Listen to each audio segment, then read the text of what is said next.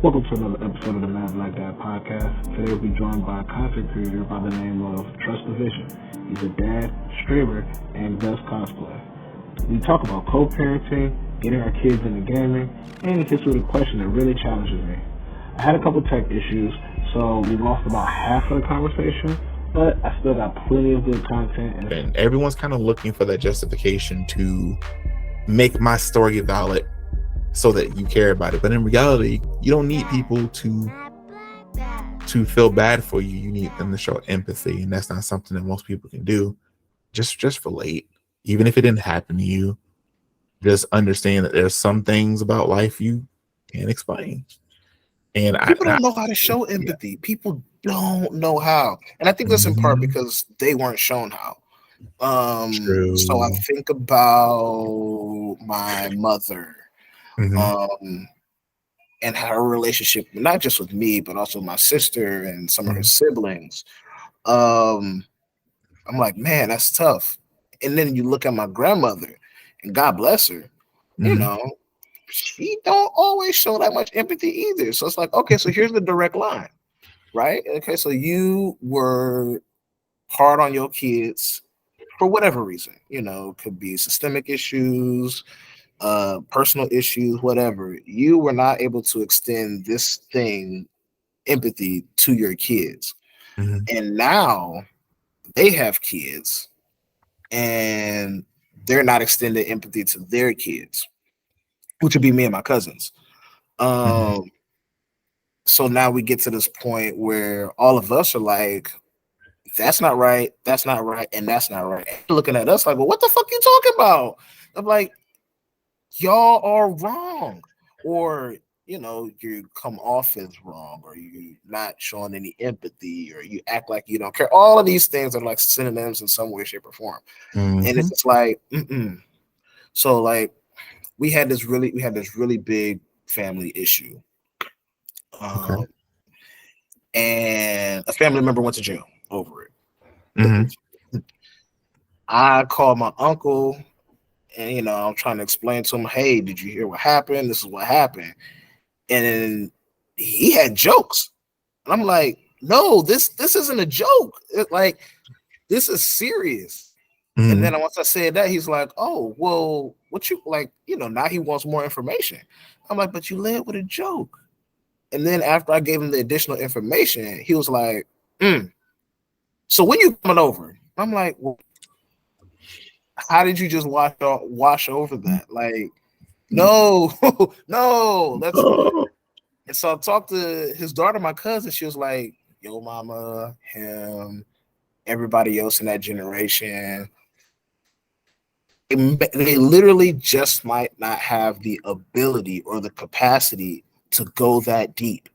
And once she said that, I was like, no, that makes a lot of sense. I can believe it. And it started connecting other dots, like with, relationships now. And I'm like, no, this is what I need. And I think this is what we need. Right. But as of now, it does not seem like you're literally able to do that. And that creates an impasse for us where that's when my light went off. It's like, oh, okay, this is what it's going to be. Bro, I am always trying to be the 100th monkey.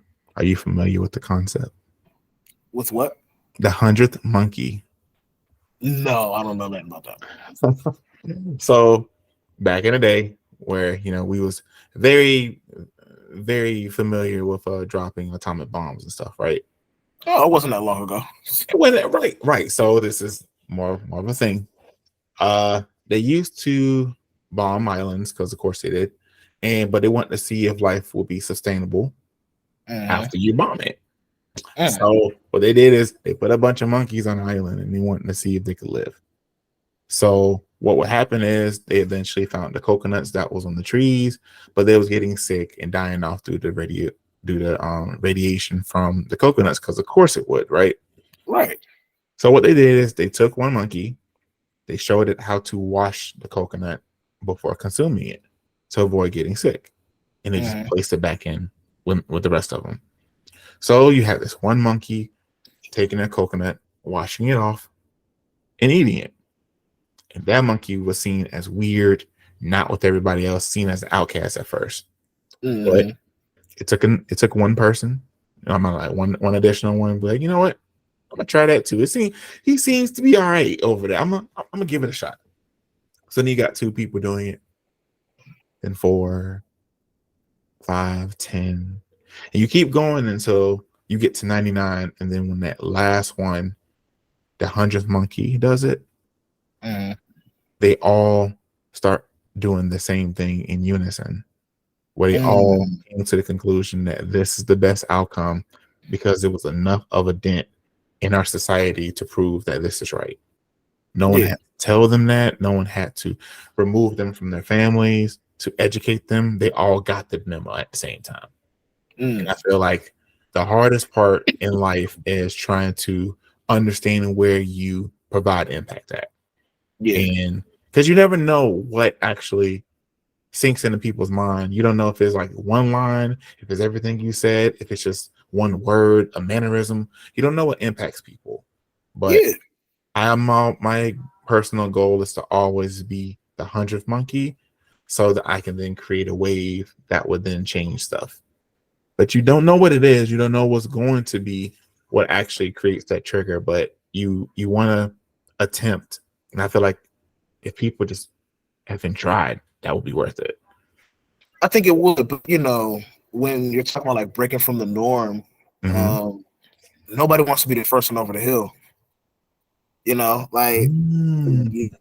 even know what's on the other side. Like, oh, this could just be a cliff and crash and burn, and everybody else is fine. You know what I mean? But sometimes when you are courageous enough to be the first one over the hill, you might strike gold. And you see like this. No, this way is definitely better. I think about that in terms of like parenting. I think that in terms of like mental health, something like this. Like men don't have this type of space, these type of conversations. By and large, we see that there are people creating pockets where we can like start doing this. But it took the first one to be like, oh no, I'm gonna have this honest conversation with this other man that I may or may not know, because like I've done this with some friends, but like, we know each other, but we're not like familiar. So it's like, and everybody's like, oh no, this is a good idea. Like, yeah, I know, but somebody has to be the first one to do it and run that risk and take those L's and the bumps and bruises that come along with it. And I think that's how we move. And you get other people who want to do it.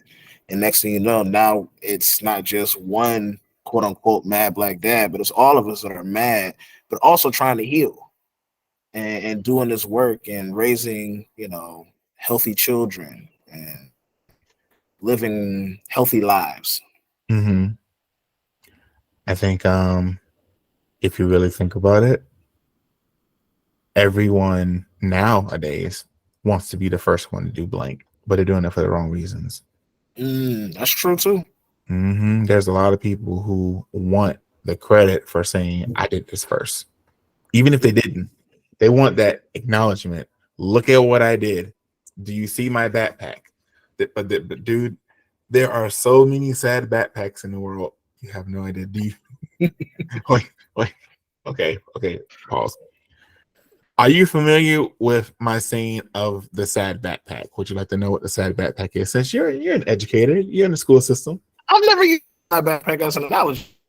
Okay, so all right, peep this.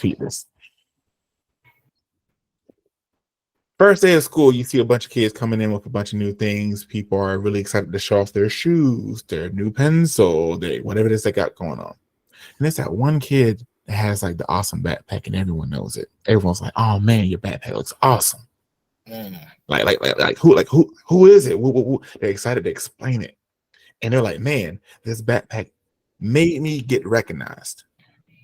So what they do is they keep bringing the backpack, and each day the effectiveness of the backpack by itself is getting less and less. Versus, instead of all the kids, it's most of the kids and some of the kids, until eventually nobody really cares. You got this new backpack. But you remember how you felt when you had the recognition of everyone. So that same kid will start coming to school instead of them wearing it traditionally. Maybe now they have it in the front. So they're like, look at my backpack. You see this backpack? You remember how cool it is? Look at how many ways I can wear it. Yeah. The next day they're doing it single strap. And the next day they're holding it from the top of their hand. They're trying to preserve that effectiveness of being seen because they know what it feels like. And until eventually people don't care anymore about your backpack, and the only one that should care is you. Some people that's enough, and others that isn't. I define the sad backpack as how I look at people, where you bring your problems and your situations to every corner, every dialogue you have, because you can't let this go. You must present this in every social circle so that everyone can acknowledge your problems or your backpack. And eventually, only you are going to be the only one that cares about it. So what do you do then? So I call people sad backpacks. It's my nice way of letting people know when they are coming around and they are and everyone has people like that where you know this person is going to come and complain about the same thing, because they always come and complain about the same thing. They always bring up the fact that the reason why they can't get over is because of we know this already. Like, everyone has that in their circle. Everyone has one. Everyone got at least one friend like that. And it's not good enough to talk to them because it's what they're going through. It's their process. But some people genuinely are like Debbie Downers, not because they're sad, but because that's the way they're used to getting attention. Right. They're used to being seen. It's like just being a perpetual victim. And sometimes it's not cute. It's rarely cute. It's rarely cute. No, I cannot. Yeah. It's rarely cute. Like, okay, you caught me once. That's right. I'm like, okay, I see a pending trend here. But that third time, like, oh, okay, no, this is just what you do. That's a bet. Gotcha. Yes. Yeah, bro. And I don't like putting people in a box like that, but it does help me, and that's how we do. We got to categorize things. I'm like, okay, that's who you are. I'm gonna spit you. Here's a little positivity. I want you to take that and run with it. I hope you got room for it. But positivity is something that I try to bring everywhere. I used to wonder how people used to be able to smile all the time, because like, everyone's living life. Like, what is there to be happy for all the time? Like, it's so much stuff going on. You can walk around the corner and find something to be absolutely irate and depressed about. But I have now recently started smiling for less of an armor and more of because that's my energy. I try to reflect my energy onto others, because if you've ever been in any type of social circle and you guys are out and about and you're having fun, what's the first thing that people do when they see and hear you having fun? They watch. Because they want to know, why are they so happy? What's going on? What's the happy over here? What is the happy? And so they sometimes people are like, that's enough to just watch somebody else be happy. Others want that same thing. So, they're like, well, I can be happy too. But they don't know what we're actually happy about. It could be something that has nothing to do with right now. But we're all having a good time and we're happy, and you notice it. So I try to, present that to people I know. So, and there's a lot of people who don't like that I'm not bummy like them. Sorry to that person. But it's important enough to say what you mean and mean what you say. Yeah. Because somebody's always watching. I have resting mad face. Do you? Yes. I can't control it. My wife, what's wrong? What's wrong? Nothing's wrong. I'm okay. But I admit I have resting mad face. But I'm rarely ever like actually angry. But through yoga, which I don't practice, but I try, they tell you to like smile with all of your pose, like even through this stressful position that's challenging you and it's stretching you in a way that's really uncomfortable. If you can smile through it, it makes that experience, a little bit more enjoyable. And you're finding the positivity, you're finding the goodness in it. And I'm like, okay, so if I can smile through like a physically stressful situation, Mhm. what happens if I'm able to smile through an emotionally stressful situation or a mentally stressful situation? So like if we're walking in the hallway or you see me out in public and I just have like this grimace on, that's just my face. But if you start talking to me, I lighten Mhm. up quickly because I'm super friendly. I'm kind of bubbly, you know. So and I Mhm. don't know, is that hip hop? Like, is that meant? Can you a bubbly man? No, oh, okay. So akin to being sassy, you know.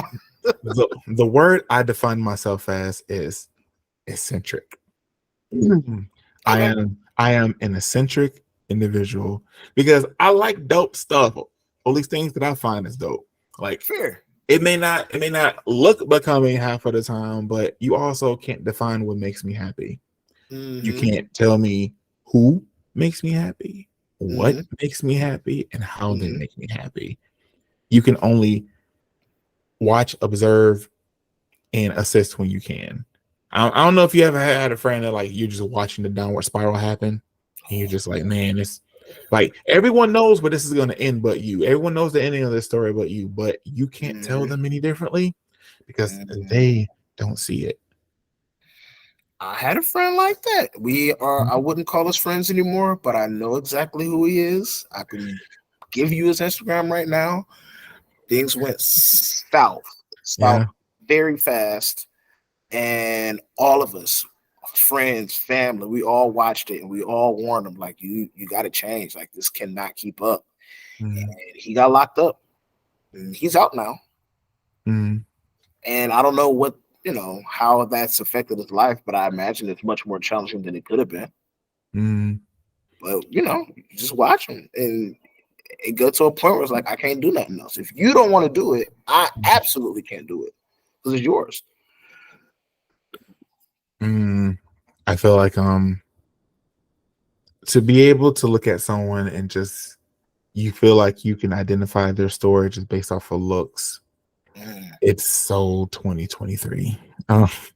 Listen, there used to be a point where you would never know how people felt despite asking them, despite trying to talk to them and getting them to just admit it. Mm-hmm. And now we're in the age of if you don't do that, something's wrong with you because you're suppressing. You're not you're not letting it out. It's going to be bottled up and it's going to be dangerous. There is no right answer for what is right. Everything is subjective, and Fair.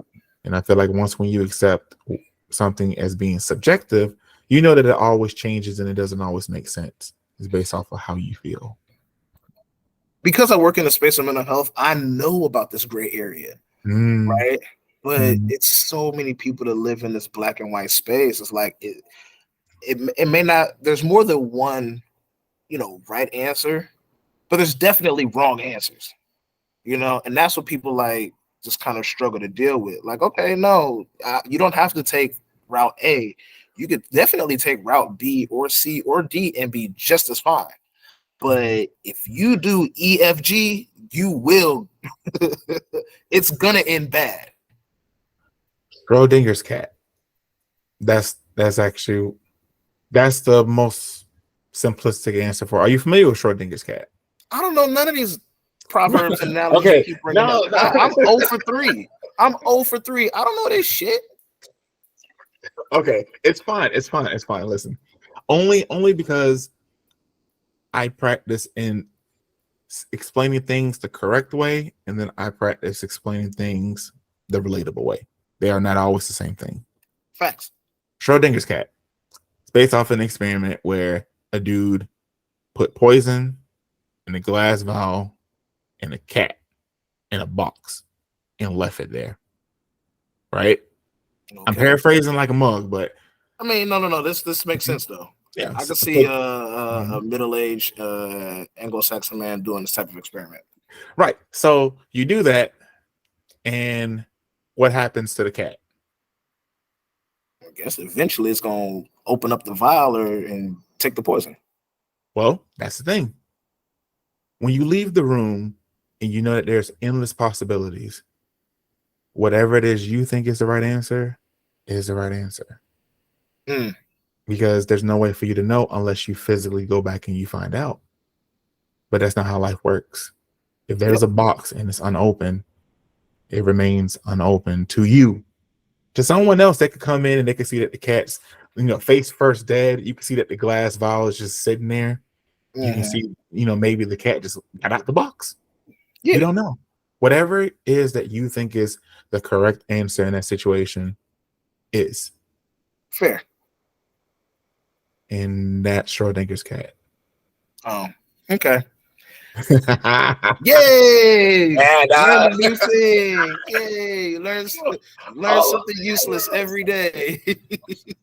No, that was a good one. That was a good one. It matters a lot. That was a good one. So we're gonna take a pivot. Yeah. You had talked about, people cannot dictate what makes you happy and things like that. And I want to talk about cosplay.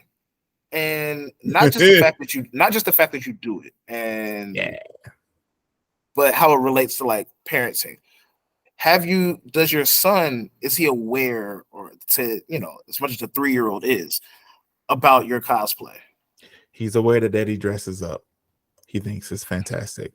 He thinks that it's cool because I'm happy doing it. He sees that I'm happy doing it. It's something I want to do that makes him want to do it. To do it with me. And it's such a great feeling to be something else. And he's like, that's my dad. To him, that's my dad. And that's always going to be my dad. He just looks like this. And I've recently cosplayed, bro. Like I've been doing it. I've been out here, just a little bit. I'm trying to get used to it. But the ability to change appearances, to be something else, to parade as something you appreciate, to show homage to it. Is that not what we do in real life every day, where you try to create an appearance that looks appealing to somebody else, or find people who get it? Yeah, so that is exactly what we do, for better or worse. Right. For better or worse. So have y'all done one together? Not yet. He's not yet, and it's only reason why we haven't done one together yet is because he doesn't have, like, outside of Puppy Dog Pals and Bluey, he doesn't have like a real something that he wants to dress up as. Like my dog wants to be a puppy dog pal, and I can't be Jim. I'm sorry, I can't be Bob. I can't be Bob, and I can't be the other puppy dog pal, buddy. I'm too big for that. I can't physically do that, but I will support you and allow you to be whatever it is your imagination lets you be, because I will not kill your dream. And we don't talk about in terms of like, why does it look so damn dark outside? Never mind. We don't talk about that enough with Black men and Black boys. The space of like anime, cosplay, not the same thing, can intersect. And things that are not like quote unquote typical for like Black boys to do. And I'm really excited that you are empowering him to like, okay, well, this is going to be cosplay, or this is going to be Paw Patrol, and you could be Chase, and I'm not going to be Rocky. My son used to watch him, but I am going to let you be as Chase as you be. And I think that's important, because I mean, it's really all Halloween is. It's like one day where you get to dress up and, pretend and be this other person, this other figure, this other character for however long you decide to do it. It's really Halloween, but but now what you have is like on a deeper level. But out in other spaces, there is no space for Black boys or Black men to do this type of thing. So I guess when did you find comfort, I guess, going against the stereotypical grain to do cosplay? When I told myself I would never be the smartest person in the room. So peep this, right? I had to tell myself I would never be the smartest person in the room, because I technically can't be, because I accept people in what they are. There are a lot of people who are smarter than me that I interact with day in and day out. But what makes me great, not just good, but great, is that I know that. So what I do is I encourage people to flourish at what they're good at, and I try to make sure that they feel good about being good at it. Feeling secure in Black spaces is hard, bro. Like, I didn't start getting accepted into Black spaces until I became an adult and I grew up a year. Because I man, look, adulting's hard, but being a kid's hard too. Kids are mean. So I never had that like growing up with a gang of people that all was like the same as me. No, I didn't find that until adulthood. But I was, when I played football, I was also in the choir. That was seen as abstract. I used to be the mascot. That was abstract. How are you abstract? I mean, how are you mascot and on the field? Oh, certain points in high school when I wasn't playing varsity, I could be I could be mascot for the junior varsity team. Yeah. Okay. Yeah, bro, I was multifaceted out here. Like my big self. Listen, I'm 6'3", brother, and I actively will tell people that so that you're not surprised. And I'm still rubbing up on people the wrong way where they're like, "You're not 6'3", and then they see me and they're like, "Oh, you actually 6'3". I bring myself everywhere I go, and that sounds weird, but it doesn't. So here's the thing. I bring myself everywhere I go because no matter where I go, myself is in shotgun. I'm always having a conversation with myself and getting a sense of self so that I can present myself to people I know. Because sometimes you will show people the representative who ain't you. The representative don't know anything about you. They're just here to be presentable. They're here to be accepted by whatever it is that you're around. And for me, I can feel the difference. I know when I'm not being genuine. I know when I'm not being myself. And so I can't do it. And I've tried. I can't fake it. It's just hard. So I just learned to bring myself everywhere I go. If I like something, cool. If I don't like it, cool. But for better, for worse, I am who I am. Yeah. So it's hard, bro. Like I stopped trying to do things for people's acceptance a long time ago. And with that, gain popularity. And then we how life works. Like when I stopped caring was when people started caring. And I'm like, I hate that for me.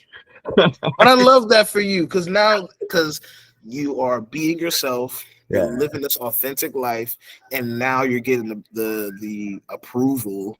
Not that you were looking for it at all, but now you're getting this positive reinforcement. Like, oh no, this works. I can be myself, and people dig it. Yeah. So you're surprised, and now as you get older, you're like, well, I can continue to be myself because even if you don't like it, somebody else will, because that's been proven time and time again. And you can't be for everybody anyway. That's when things get uncomfortable. But everybody something got to be up if everybody like it. Bro, I'm always myself. I'm a wrestling fan. Listen, I got Roman Reigns on the shirt right now, brother. I am. I've always been a wrestling fan, and that was never popular when we were kids. Either. Where? Not in Florida, it wasn't popular.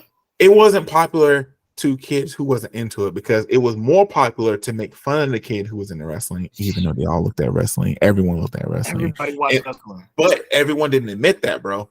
So now that I'm an adult, I'm seeing those same people who used to make fun of you. They in front row seats. They're in the crowd. They got their signs up. And it's like, where was that energy when you was making fun of me, telling me that that I didn't know how to grow up, or that wrestling was fake, and you're out here celebrating and loving it and everything. And it wasn't wrestling for me. Everybody was wrestling. I got into it. I got out of it around the time that they dropped the WWF and went to WWE.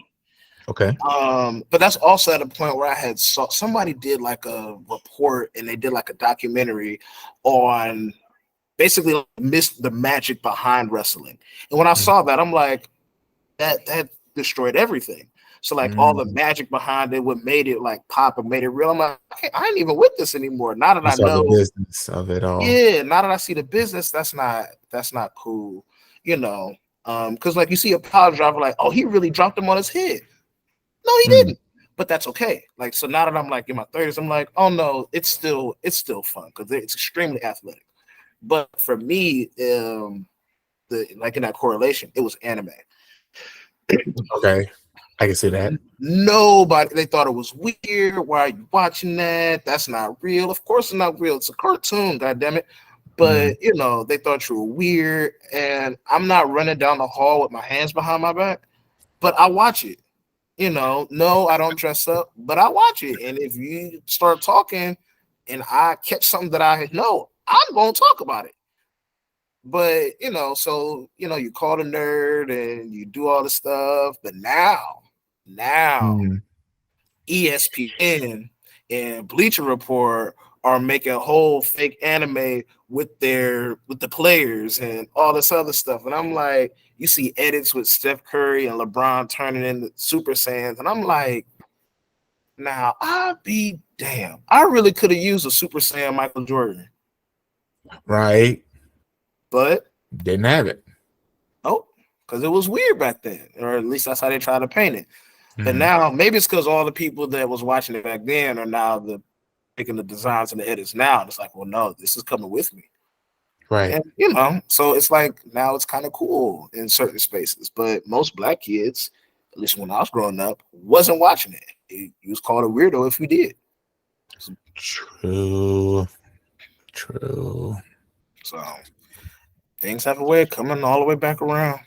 I find it funny. Okay, well, I want to ask you a question about the cosplay thing. Yeah. Have you ever cosplayed before? No. And I'm gonna tell you exactly why. One, never really was that interested in it, and that's fine.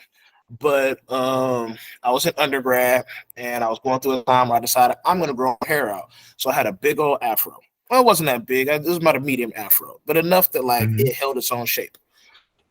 And somebody looked at me and said, "Oh, you should cosplay as Zaz from Final Fantasy 13." And I played Final Fantasy 13, but I hadn't grabbed 13, and I grabbed 13 because I wanted anyway. And I said, "Him? No, I will not. You're not about to talking black guy in the game." Exactly. Like, no, I'm not gonna do that. And I'm like, nope, not gonna do it, never gonna do it. I don't even like dressing up anyway, but because that's now your correlation for me, no. I don't even dress up for Halloween. So I can tell you the ones that I've done, and there's some that I'm working on. So and then we're gonna so like yeah. This is real quick. Have you ever played Final Fantasy 7? Of course. So I've been Barrett. Barrett's one of my favorite characters. Right. It's an obvious choice, but I get it. No. You think it's an obvious choice until you realize there aren't a lot of people who can pull off Barrett. There aren't a lot of people who actually look like Barrett that pick Barrett. They're just like, oh, he's black and that's fine. No. I become Barrett. Because you're a 6'3" black man with the very similar makeup. Like I can see they decided, you know what? We're gonna make a live action movie. I can see you at the casting call trying to audition. Like listen, that's $100,000. So I've done that one. I've done Hank McCoy from X-Men. I was all blue. I've done, I'm working on Colossus, retro Colossus, the one we had like the little leotard and he's all silver, things like that. I'm working on Imari from Final Fantasy X. That's a good blue person. And the one that's going to be like the kicker is going to be Sabretooth. I'm working on Sabretooth. That's going to be a really fire one. That one's going to be a fun one. That's the one that I'm working out just so I can pull it out next year. So I know that like the obvious choice is like, okay, where you picked a lot of people who are not Caucasian or fair skin. That's not to say that I wouldn't, but for me, I become the character. And it's hard for me to represent something that I can't see myself as. So like for those, for every black, white, Asian American, whatever it is, kid that wants to be cloud, like, you know, like cloud, that's fine. I'm not telling you if you see yourself as that, that's fine. But I envision myself as what I envision myself as, and it has nothing to do with stereotypes or like skin complexion. It's just I think that's cool, and I like our people, so I'll add everything black, right? Black and black adjacent. Listen. At some point, we have to all black today, brother. Yeah. At some point. Well, look, I really appreciate you for coming on and having this chat with me, man. Give everybody your socials, how they can find you. Bro, listen, so on the YouTube and on the Twitch.tv, I am TrustThaVision. That's pretty easy to find. On Twitter, I'm sorry, it's not Twitter no more. I'm sorry. I take it back. I take it back. It's X. You can find me at imthavision, and the is THA. So every time you just put in the vision, I'll pop up anywhere. Even if you want to Google the word Blacktivate, you will also find me that way too. I pop up in many little circuits, but you know, just overall, just come holler at your boy. All right, appreciate you, man. Appreciate the love, man. Anytime.